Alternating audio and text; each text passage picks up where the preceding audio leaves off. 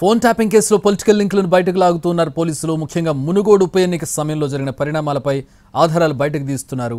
అప్పట్లో పోలీసుల ద్వారా ఆనాటి బీఆర్ఎస్ అభ్యర్థికి డబ్బులు పంపిణీ జరిగినట్టు భావిస్తున్నారు.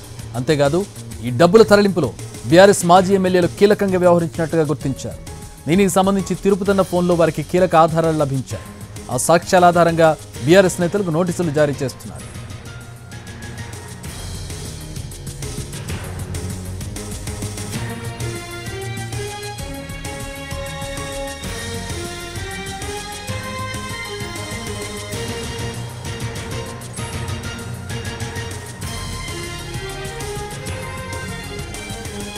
ఫోన్ ట్యాపింగ్ కేసులో పొలిటికల్ లింకులు బయటకు లాగుతున్నారు పోలీసులు. మునుగోడు ఉప ఎన్నిక సమయంలో జరిగిన పరిణామాలకు సంబంధించి ఆధారాలు బయటకు తీస్తున్నారు.